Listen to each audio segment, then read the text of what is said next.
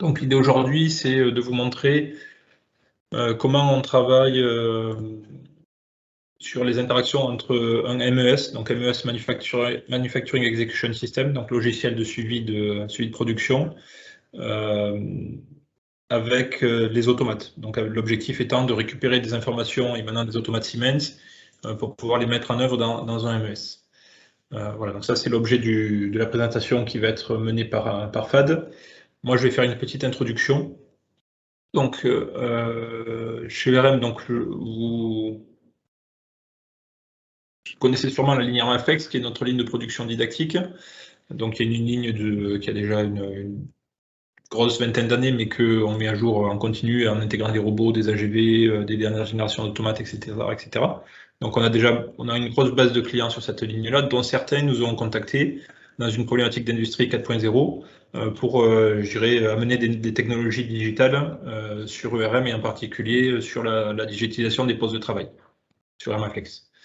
Voilà, donc on a une ligne existante. On a développé ces dernières années une ligne Herma Smart qui est plus compacte, plus petite, mobile, qui correspond à notre besoin, également embarquant un certain nombre de technologies 4.0, dont le MES et l'assistance aux opérations de fabrication. Et puis dernièrement, cette année en 2021, on a sorti une dernière ligne qui s'appelle Hermaline, qui est destinée à l'apprentissage des lignes manufacturing, où l'objectif c'est de fabriquer des motos réducteurs avec trains épicycloïdaux et d'inculquer les problématiques de ligne manufacturing et l'optimisation des opérations aux apprenants. Et là encore une fois, la problématique de la digitalisation du poste de travail, du monitoring d'information, de la génération d'éléments d'indicateurs de production et aussi au cœur du projet, au cœur des besoins. Donc sur ces trois lignes, Hermaflex, Smart et Hermaline, on a déployé une solution qui s'appelle Tulip. C'est une solution qui vient des États-Unis. C'est pas réellement un MES, mais bon voilà, c'est comme si. C'est un outil qui a été créé initialement pour travailler sur la digitalisation des postes de travail. Donc autour de 6 cas d'usage. Le premier, c'est les instructions de travail digital, visuel. Donc c'est arriver à guider les opérateurs par des procédures visuelles au lieu de procédures papier, donc éliminer le papier. L'impact derrière, c'est qu'on va pouvoir accompagner plus facilement les nouveaux arrivants et les intérimaires, par exemple. Travailler sur les audits et la qualité, donc remplacer les formulaires papier par des applications avec outils connectés. Ça puisse être des caméras, des balances, des pieds à coulisses, des multimètres connectés, etc. C'est notamment des outils qu'on a mis en œuvre sur Hermaline. Travailler sur la surveillance et la maintenance de machines, donc acquérir en temps réel des données machines en cours de production et les fusionner avec des données remontées par les opérateurs, notamment sur les arrêts de production, sur la qualification de problèmes, sur voilà, tous les éléments sur lesquels l'œil humain va amener un complément d'information. On peut également travailler sur le suivi des tâches et la visibilité, donc importer des OF à partir d'un ERP, programmer des indicateurs de production, donc les TRS, MTBF, taux de productivité qui vont être calculés à partir de données machines et faire des affichages dans les tableaux de bord. Et puis c'est un excellent outil pour faire du déploiement de lignes manufacturing. Voilà, donc c'est un outil qui part du bas, qui part du poste de travail, mais qu'on peut du coup généraliser à des lignes de production ou à des ateliers pour mettre en œuvre une configuration qui se rapproche très très fortement je dirais, des MES plus classiques. Donc on va regarder une petite vidéo pour situer le débat, puis ensuite on va passer sur la démonstration.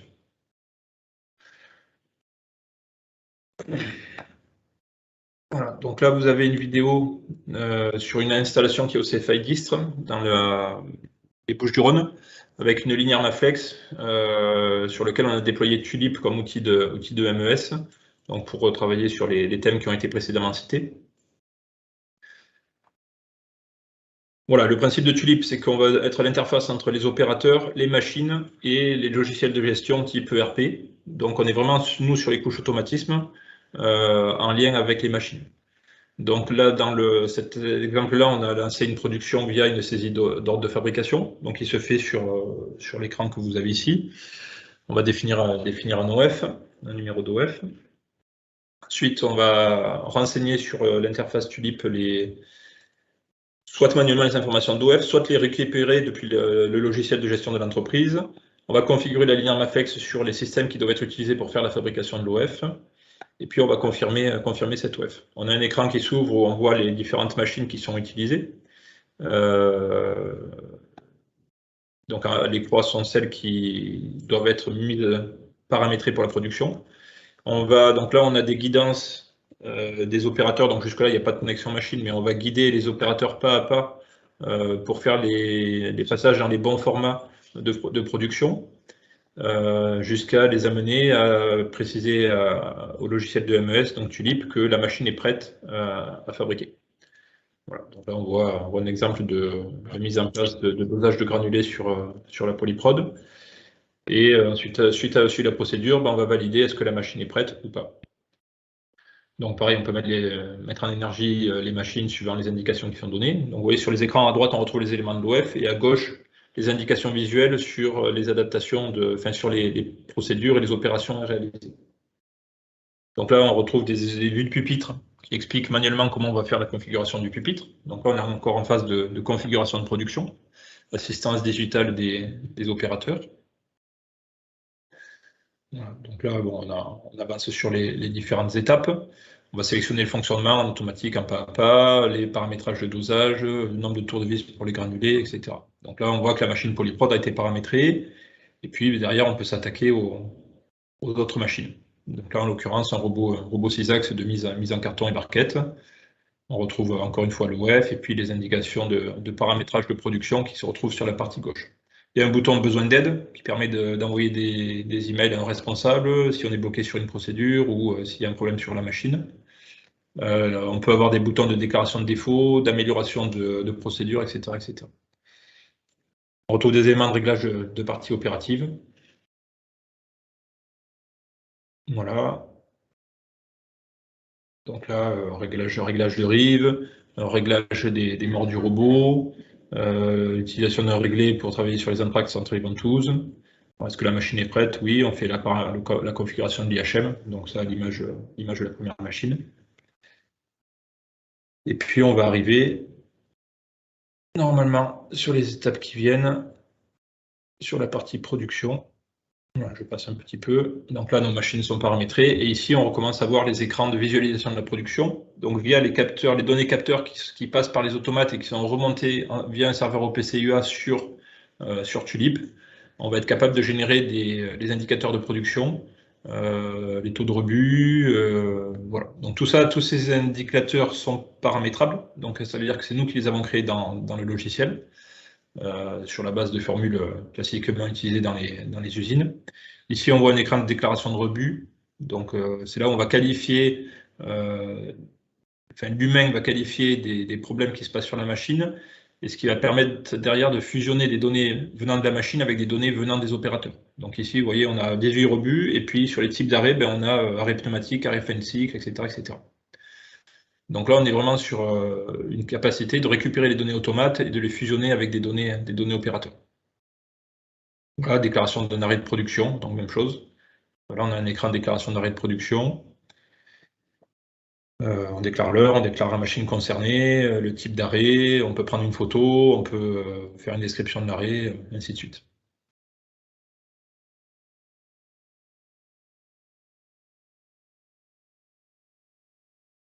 Voilà, et donc on voit apparaître un élément en plus comme arrêt d'urgence dans le type d'arrêt. Voilà, donc ici vous avez une introduction de la notion de MES sur une ligne de production. Tout ça repose sur l'utilisation d'un serveur OPC-UA qui est le cœur de concaténation des données et de communication entre les machines et le cloud qui va recevoir toutes ces données-là et les mettre en forme. Donc je vais passer la parole et l'écran à Fad pour qu'il nous explique un petit peu comment tout cela fonctionne sur la couche automate. Fad, tu peux partager ton écran. Oui.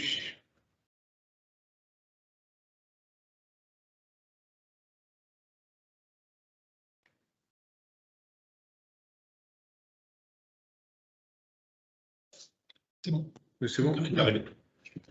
Bonjour. Du coup, cette fenêtre-là représente ce qu'on... ici, on est sur l'interface, le MES, sur l'interface développement du du programme Tulip ou de ce que Cyril avait appelé MES. Là, ce qu'on va avoir à la fin, en fait, ce que vous voyez ici, le clock byte ou compteur, c'est un compteur que je viens de créer pour vous montrer ça. On va le récupérer sur l'automate à travers le serveur OPC Kepware. En fait, ce qu'on va faire, c'est que on va lier les données qui proviennent de l'automate à Tulip, le MES, à travers le serveur OPC Kepware. Du coup, je vais tout refaire de zéro. Comme ça, vous avez ici, je vais juste garder cette page-là, en fait. C'était hier, en fait. J'ai créé un petit compteur avec un clock, un Hertz sur l'automate.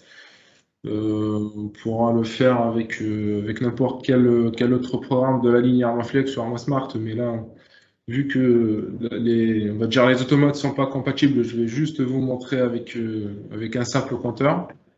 On va essayer de récupérer cette variable-là qui est le MW300 à l'integer.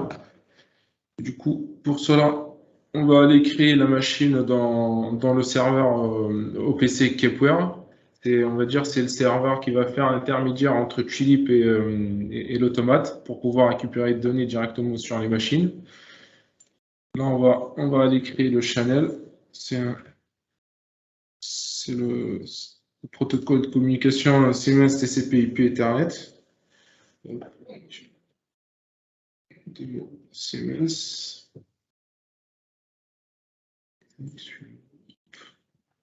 Et après, on va aller créer l'automate. Et puis, Siemens.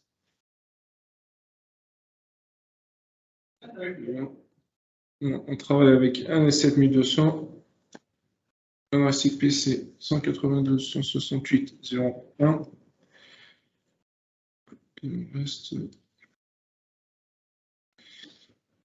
Là, notre machine, on va dire, elle est créée. On va juste aller récupérer, par exemple, cette donnée-là, le always true, qui est le M1.1.2.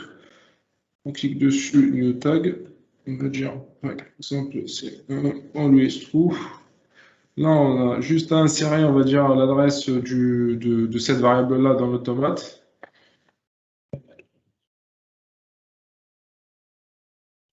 Par la suite, on récupère pareil pour, par exemple, le clock byte.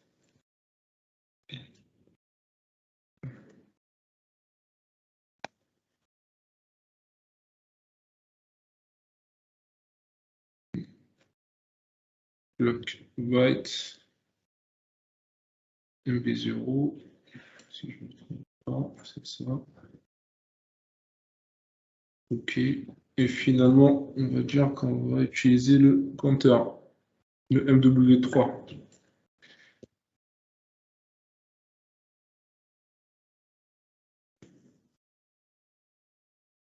Compteur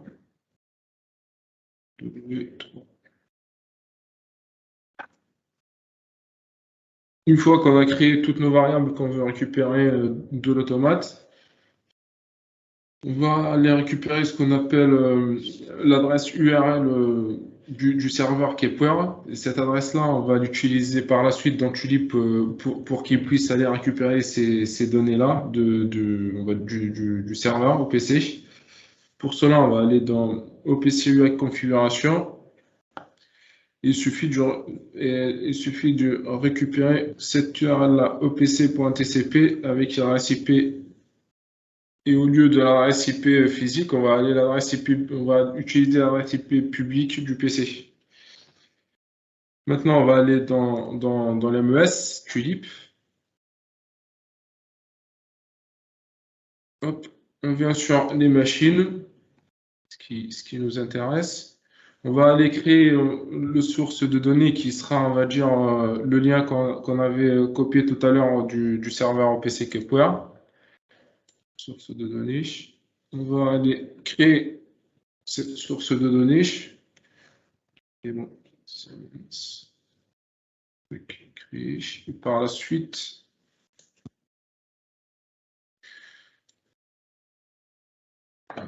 c'est pour l'exécution. Là, on va lui dire qu'on va utiliser le cloud comme, on va dire, comme connecteur pour qu'il puisse aller directement chercher les infos sur le cloud. Et comme URL de l'agent, on va lui copier, on va dire, ce qu'on a récupéré du PC Kepler, sauf cette fois, on ne va pas utiliser le 192.168.6.10, mais on va utiliser l'adresse IP publique du PC. Si je vais ici, on tape mon IP.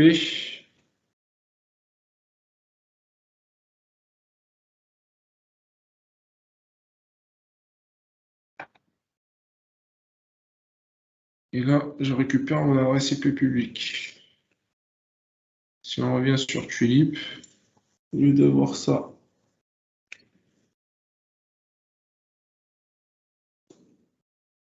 en fait, nom d'utilisateur et mot de passe, c'est des identifiants que j'ai déjà créés dans Kepler pour sauvegarder mes échanges avec, entre Tulip et l'OPC l'OPC UA Kepler. Hop, test. Alors.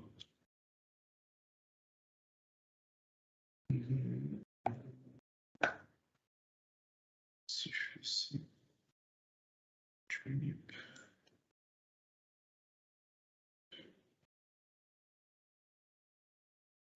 Là, vous voyez qu'en bas à gauche, c'est marqué test réussi, c'est-à-dire on a réussi à se connecter sur le serveur Kepler, sur le serveur EPCU à Kepler. Et devant, vous voyez qu'on est passé de hors ligne à en ligne. Maintenant, on va pouvoir, on va dire, créer nos machines et récupérer les données directement de ces machines-là. Là, si je vais sur Bibliothèque des machines, ensuite, on crée notre machine.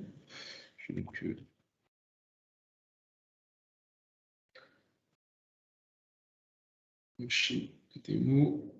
Là, on va sélectionner notre source de données qu'on vient de créer, qui fait la liaison entre les automates et le serveur Kepler. Et là, on vient créer notre machine. Par la suite, Tulip va nous proposer, on va dire, imaginons qu'on par exemple sur Kepler, on a plusieurs 4 ou 5 machines comme sur nos lignes Armaflex ou Armasmart. Et du coup, Kepler, il va nous proposer Tulip, il va nous proposer de choisir le nœud ou la machine, ce que Kepler appelle device. Et du coup, si vous allez dans machine OPCUA, là, vous voyez par exemple toutes les machines qui existent dans Kepler. Channel 1, Channel 2, c'est ce qu'on retrouve juste ici. Les machines que j'ai créées sur Kepler. Pour nous, ce sera Demo Siemens. Et là, je choisis Appui. Là, vous allez retrouver toutes les données qu'on a créées dans Kepler. Si on va dans Kepler, démo API Siemens, on avait créé Always True, Clock et Counter. Et c'est ce qu'on retrouve dans Tulip. Là, il suffit juste de faire la liaison entre ces données-là dans le serveur Kepler et dans Tulip. Juste lui donnant des attributs. Always True, Clock, Byte, et Counter.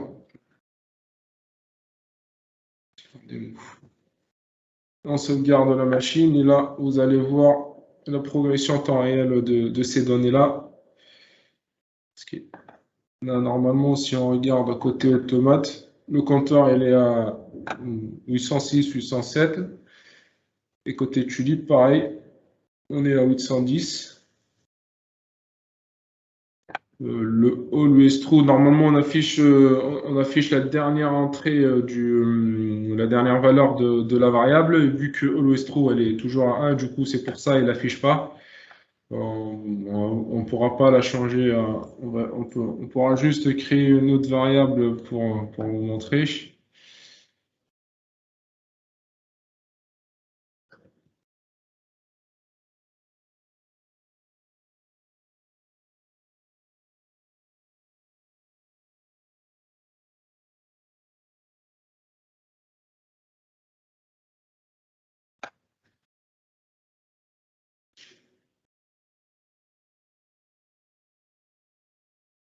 Si je vais côté Kepler, je le rajoute. Les mots booléens. 6.0. Ok. Et pareil, on fait la manip côté tulipe. Demo Siemens. API, on rajoute le booléen. Voilà. On lui attribue un attribut. Demo bool. On le crée. Sauvegarder. Et du coup, si on veut table de visualisation, on va juste le forcer. Et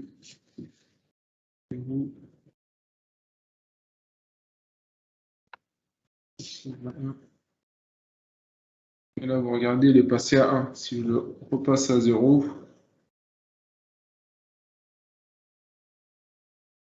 il est repassé à 0.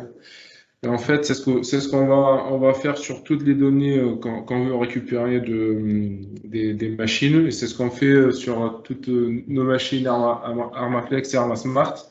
On vient récupérer les compteurs de production, les compteurs de rebut, les temps, tout ça. Et à partir de là, on va pouvoir aller dans les tableaux de bord et créer nos indicateurs par rapport à ces données-là.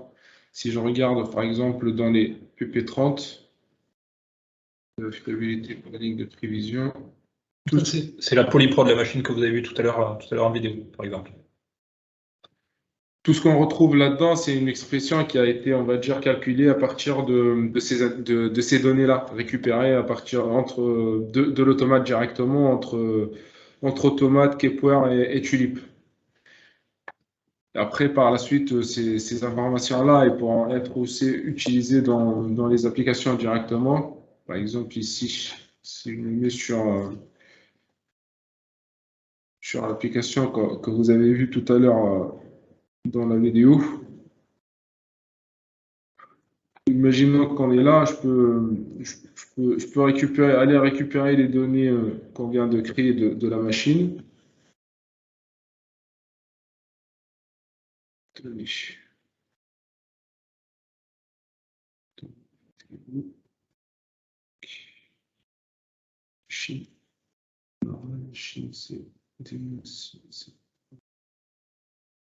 Là, vous voyez qu'on est sur Tulip, on est sur un outil no-code en fait. Donc les connexions, création d'indicateurs, tout ça se font voilà, avec des appels de variables, des choses qui ne nécessitent pas d'écrire des lignes de code.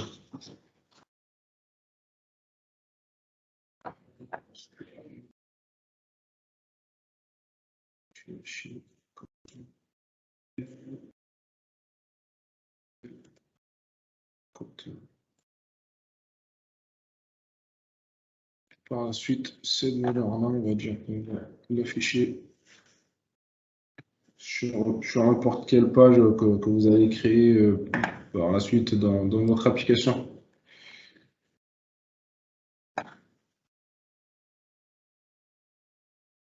Ensuite, je vais essayer de faire un test pour voir si ça marche. Un petit test.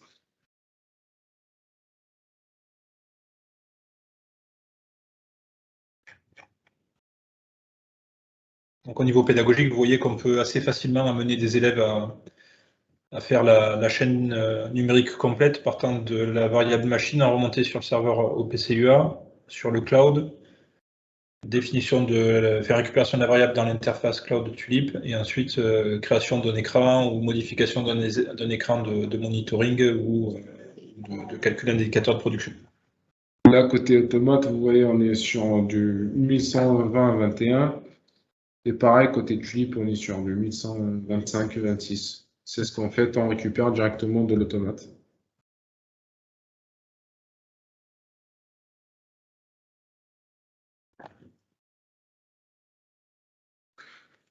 Après, ouais, il y aura juste, pour faire ça, il y aura juste on va dire des règles niveau pare-feu côté service informatique à mettre en place pour que bah, les adresses IP des PC puissent aller, on va dire, lire des informations sur le cloud et d'aller écrire dessus. Mais sinon, il y a que ça à faire côté Automate et Tulip. Il faut agir sur Kepware, le serveur Kepware, l'Automate et Tulip pour que vous puissiez, on va dire, récupérer des données directement des automates machines. Aujourd'hui, donc, on a déployé Tulip, fait un serveur au PC et Tulip sur une petite dizaine de centres de formation, donc des CFAI, des universités, des IUT. Bon, on est toujours arrivé à se sortir de la phase de passage des pare-feux. Il n'y a pas trop de difficultés là-dessus. Et puis, au pire, il y a toujours la solution du routeur 4G avec la création d'un réseau local, mais bon, voilà. On n'a pas eu besoin d'aller jusqu'à cette extrémité-là pour mettre en place la récolte des données les données de Tulip.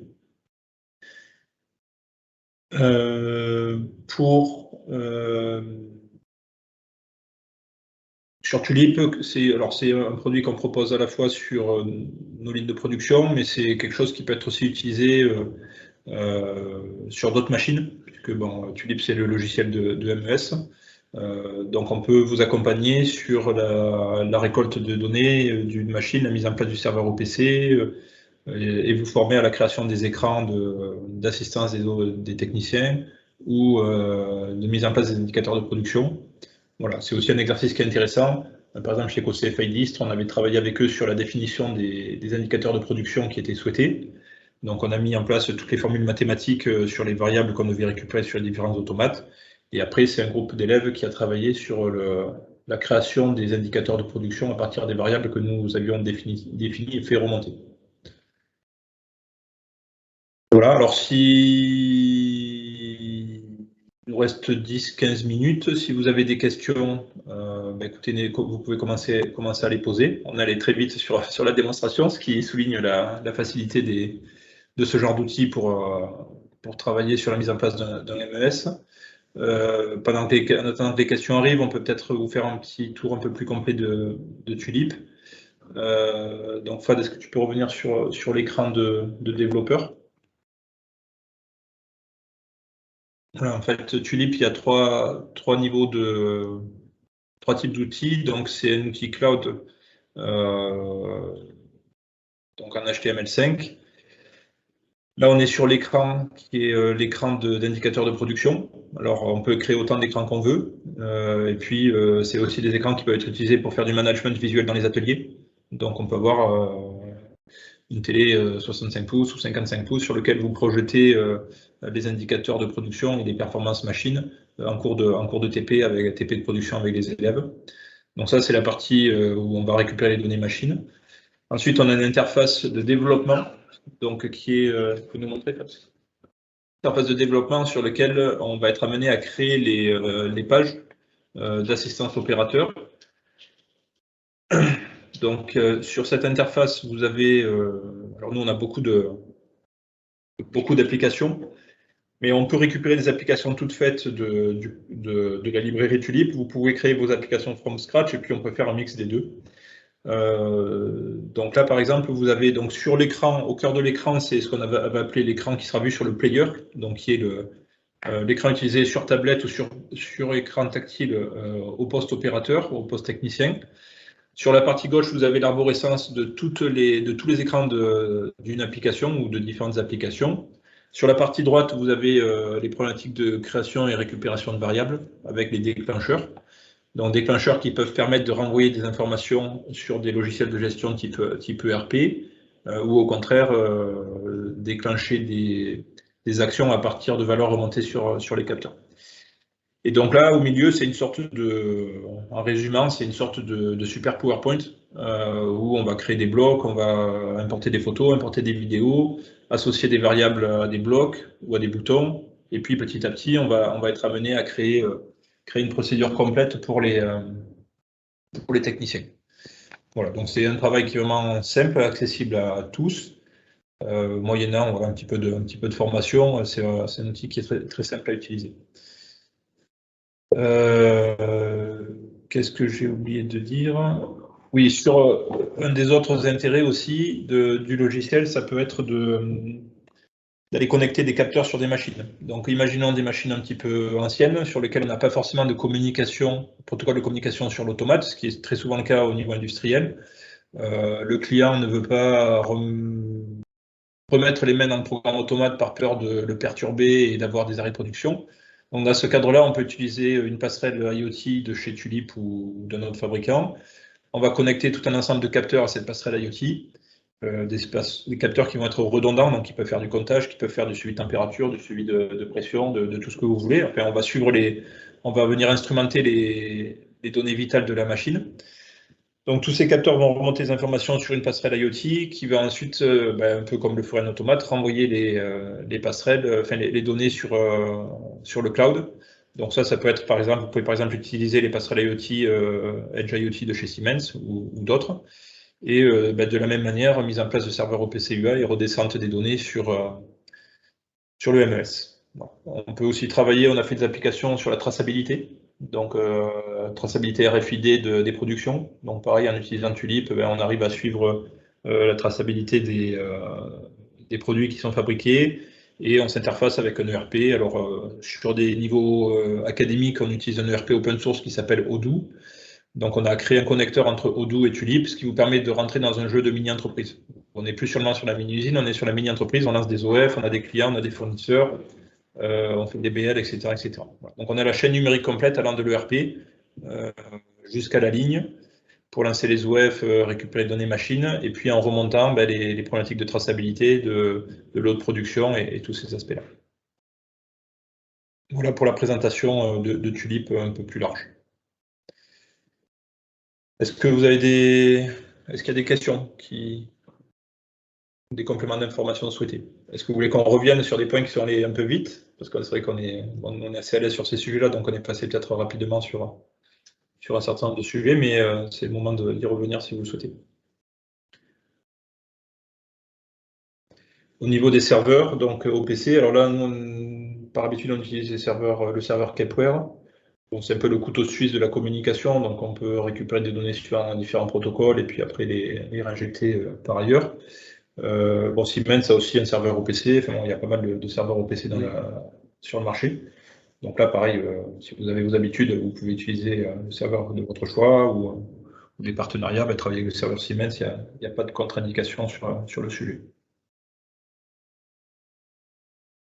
Voilà, aujourd'hui, donc ce genre d'architecture a été déployé, comme je dis, sur une petite dizaine de sites. Donc on a le CFI 10, on a le CFI de Bretagne, on a le CFI d'Evreux, on a l'IUT d'Evry, l'IUT d'Épinal, je crois, plus quelques autres que j'ai dû oublier, sûrement. Morin, CFI de Morin ici. Bon, enfin, voilà. Donc là, on est quand même sur des nouvelles pratiques pédagogiques où jusqu'à présent on s'arrêtait sur les machines et sur les architectures automates, programmation, tout ça. Et on voit qu'avec l'apport de l'industrie 4.0, il faut amener un peu plus d'outils. Enfin, il y a une couche d'outils qui vient au-dessus des automates et de la supervision assez classique. Et donc Tulip en est un exemple, donc outil de MES pour suivre les performances de ligne et en parallèle apporter de l'assistance aux techniciens sur la réalisation de leurs travaux et l'optimisation de la production. Donc je pense que ce genre d'outil devrait être, est en train d'être généralisé dans beaucoup d'usines dans le cadre du plan de relance et donc a toute sa place sur les ateliers de formation que vous avez en place, enfin que vous avez en œuvre dans les centres. Voilà, pas de questions, je crois qu'on a été clair, Fred. J'espère. Bon. Pierre, puisque tu as assisté, est-ce que de ton côté, il y a des questions, s'inspire quelque chose? Oui, il y a tout. Toujours pareil, il faut une formation quand même, on voit bien. Moi, plutôt roboticien par rapport à l'informaticien que tu es, on voit toute cette manipulation qui, à un moment donné, a besoin d'un complément, d'un tuto qui soit. Le Tulip, oui, c'est une chose, mais la passerelle, l'échange de data l'adaptation entre l'automate. Et ça a l'air, ça a l'air quand même bien fait. On n'en a pas trop parlé, mais on met aussi un peu le doigt sur les problématiques de cybersécurité. Ouais. Voilà, puisque c'est des choses qui vont intéresser les industriels, et donc là, il peut y avoir des éléments hardware ou software complémentaires pour avoir un transfert de données sécurisé avec des DMZ, avec voilà, ce genre de choses. Donc le monde de l'automatisme évolue aussi sur des couches compliquées. Bien cette frontière entre l'automaticien plus côté automate ou l'utilisateur, comme tu as bien expliqué, l'utilisateur avec sur la conduite de ligne, toute l'assistance de la conduite de ligne qui est vraiment simplifiée, mais l'informaticien à sa place quand même. À un moment donné. Et donc là, on parle, alors sur l'utilisateur type de Tulip, c'est quasiment le technicien méthode ou l'ingénieur méthode. Donc c'est un peu à cheval entre l'automatisme, les méthodes, la production, puisqu'il y a tous les indicateurs de production. Voilà, donc c'est des compétences très larges qui doivent être amenées aux étudiants. Et puis effectivement, on a une question là, donc de Monsieur Laurent Touraval. La présentation devrait récupérer l'enregistrement vidéo de la présentation, donc on va le mettre sur notre chaîne YouTube d'ici quelques jours ou quelques semaines. Donc on pourra vous faire passer tous ces éléments. J'en profite pour vous communiquer dans le chat mon adresse mail. Si vous avez des questions particulières a posteriori, si vous voulez des démos un peu plus personnalisées sur tout ce qui est chaîne numérique, n'hésitez pas à revenir vers nous, à me contacter, puis je vous remettrai en contact avec Fad qui est vraiment très pointu sur ces sujets-là ou avec d'autres personnes au sein de l'entreprise.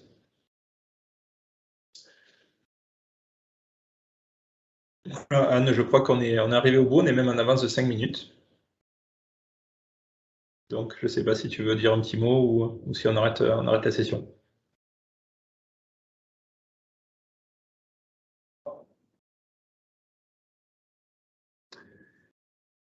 Ok, bon, bah, écoutez, pas plus à vous dire pour aujourd'hui. Merci beaucoup et puis à votre disposition pour tout projet éventuel ou toute demande autour de cette chaîne numérique. À très bientôt, au revoir.